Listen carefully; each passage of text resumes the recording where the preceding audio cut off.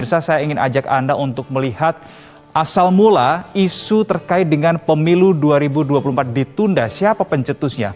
Berdasarkan informasi yang kami himpun dari berbagai sumber menunjukkan bahwa Ketua Umum PKB Muhaimin Iskandar lah yang menjadi pencetus ide supaya pemilu 2024 ini ditunda 1 atau hingga 2 tahun, dan ini ia katakan pada tanggal 23 Februari 2022. Berangkat dari ide inilah, dari wacana inilah kemudian muncul berbagai sikap, khususnya dari kubu yang pro terhadap wacana yang dilayangkan oleh Muhaimin Iskandar.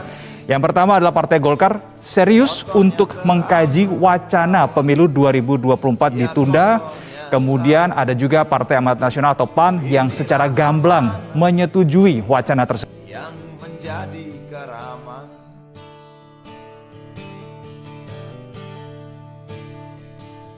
Bersih, bersih, bersih, bersihlah diri.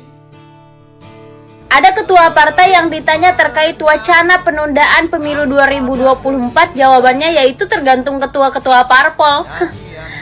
Tergantung masyarakat Indonesia dong. Enak banget mulutnya, kayak Indonesia ini cuma milik ketua parpol aja. Ajak dong rakyat diskusi, jangan cuma mau manfaatin rakyat doang. Kenapa besar banget ya perutnya sampai kayaknya nggak kenyang dikasih waktu 10 tahun menjabat? Oh, atau mungkin udah sadar diri kalau nanti mau nyalonin 2024 udah pasti kalah. Nih untuk rakyat Indonesia ya, pesan aja kalau video ini sampai kepada kalian, boikot partai-partai yang mendukung penundaan pemilu 2024 adalah hal yang paling tepat. Jangan pernah mendukung atau memilih partai-partai yang sudah mendeklarasikan diri mendukung penundaan pemilu 2024. Entah itu mereka nyalonin sebagai dewan, bupati, pokoknya apapun lah, pemerintah daerah ataupun pemerintah pusat. Tunjukkan kepada mereka kalau mereka itu nothing tanpa rakyat. Orang tuh bangga menunjukkan apa saja yang sudah diberikan kepada masyarakat selama menjabat. Ini kok mempertontonkan sifat kerakusan kok begitu bangga sih, heran. Usulan penundaan pemilu 2024 dan perpanjangan masa jabatan presiden 2 tahun diduga sudah dirancang sejak tahun lalu. Selain partai politik, ada dugaan keterlibatan pejabat negara di pemerintahan yang mendorong rencana penundaan pemilu 2024 semakin menguat. Mengapa Presiden Joko Widodo tak kunjung bersuara di tengah gerilya politik para pembantunya?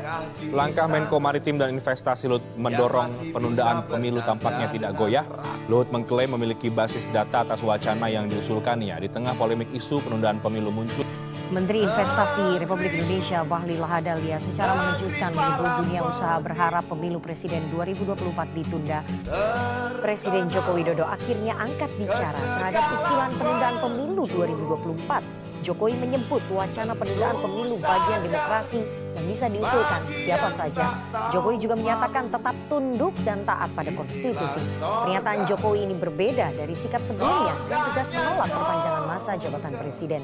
Apakah Jokowi mulai tergoda dengan usulan penundaan pemilu 2024? Saya kutip ulang ya, apa yang dikatakan oleh Presiden supaya kita semua bisa mencernanya baik-baik. Siapapun boleh-boleh saja mengusulkan wacana penundaan pemilu dan perpanjangan masa jabatan Presiden. Menteri atau partai politik, karena ini kan demokrasi. Bebas saja berpendapat, tetapi kalau sudah pada pelaksanaan, semuanya harus tunduk dan taat pada konstitusi. Nah, Mas Umam, menurut Anda bagaimana analisis terhadap pernyataan Presiden Jokowi?